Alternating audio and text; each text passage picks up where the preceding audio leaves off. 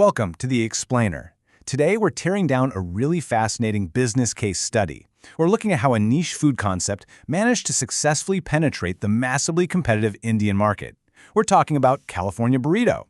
This is a brand that took the fast casual Mexican dining model, packed its bags, and meticulously adapted the whole shebang to thrive halfway across the globe. Let's get right into their strategy. All right, here's our roadmap for today. We'll start with the Mexican Food Challenge, then look at targeting the modern consumer. From there, we'll dive into their localization strategy, figure out how they're navigating the competition, and finally break down their ultimate recipe for growth. Okay, let's kick things off with Section 1, the Mexican Food Challenge. Think about the sheer difficulty of this for a second.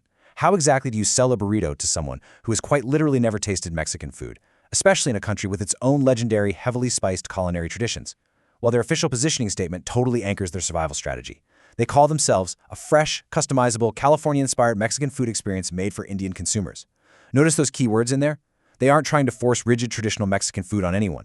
Instead, they realized the market was hungry for better food quality than traditional fast food, but still delivered with that same quick convenience.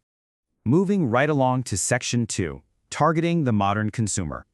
You don't build a brand like this by trying to be everything to everyone. You really have to find your early adopters. And here, the specific age demographic, 18 to 40 years old, is incredibly deliberate.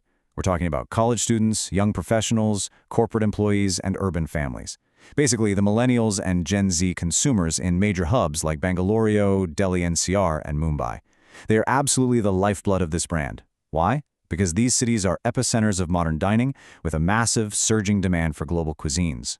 So what actually drives these specific 18 to 40-year-olds to literally walk through the front doors? It's a pretty powerful mix of factors. On a functional level, these folks are health conscious, right? They're actively seeking out protein-rich choices, fresh veggies, and decent portion control. But emotionally, eating at a place like California Burrito connects them with a modern lifestyle and a fun, international food experience. And socially? Well, we can't ignore the digital era. The social influence of online food explorers, lifestyle creators on Instagram and YouTube, plus plain old peer recommendations, makes this highly aesthetic, customizable food a huge, huge draw. All right, let's jump into Section 3, the localization strategy. This actually brings us to the core engine of their success. It's how they actively manipulate their product and pricing. Their customization model takes this abstract business concept and turns it into a highly tangible, personalized journey for the buyer. It's just a simple four-step process. You choose your base, pick your protein, add your fillings, and finally top it off with your sauces. It's all about handing total control over to the Indian consumer. They make sure every single bowl or burrito is perfectly tailored to an individual's exact tastes and health needs. But honestly, here's where the magic really happens. They don't just slap standard Mexican ingredients on a menu and cross their fingers. No, they heavily adapt. We're talking items like the tandoori paneer burrito, alongside incredibly robust vegetarian options, which, let's be real, is an absolute necessity in the Indian market. They even tweak the flavor profiles to feature spicier Indian-style sauces. It's a brilliant way of bridging the gap between a totally novel international concept and those comforting, familiar flavor palettes. Now, let's talk about pricing for a second. When we contrast their affordable premium pricing model against your traditional budget fast food, you really see the genius of it. They aren't trying to engage in a race to the bottom against local street snacks or massive QSR brands like McDonald's or KFC. Instead, they've positioned themselves right in that sweet spot of fast casual. They want to give you an upscale, fresh, international experience, but, and this is key, without the intimidating luxury prices of a fine dining restaurant. This perfectly aligns with their target market, young urbanites with some disposable income who still want everyday value. Add in their smart physical footprint in malls and business districts, plus heavy integration on delivery apps like Swiggy and Zomato, and boom, they are always exactly where the consumer is. That brings us to Section 4, navigating the competition. Because every good story needs a few antagonists, right? California Burrito certainly isn't operating in a vacuum.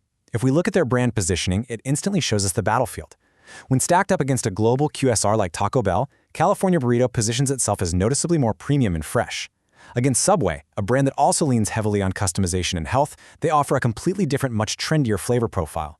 And when facing a titan like McDonald's, which obviously wins on pure distribution and affordability, California Burrito wins by providing an elevated, highly personalized dining experience.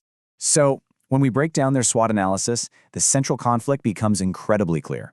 Their absolute greatest strength, which is that unique Mexican fast casual concept, and their incredible customization model, is constantly battling a pretty significant weakness. And that weakness? Lower brand awareness compared to those massive global giants we just mentioned.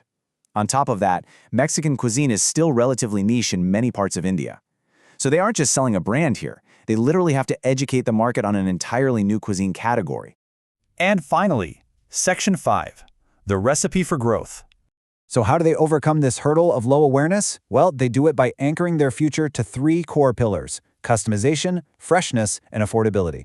Looking ahead, their strategic next steps are pretty clear-cut. Number 1, expand into Tier 2 cities like Chandigarh, Jaipur, Ahmedabad, and Lucknow. These places have booming urban populations that are super hungry for premium casual dining. Number 2, target corporate customers with office lunch packages and subscription meal plans. Number 3, go even deeper on localization, maybe South Indian-inspired bowls or catering to hyper-regional spice preferences. And finally, number 4, aggressively strengthen their digital marketing through short-form videos and food influencer partnerships to really tackle that brand awareness issue head-on.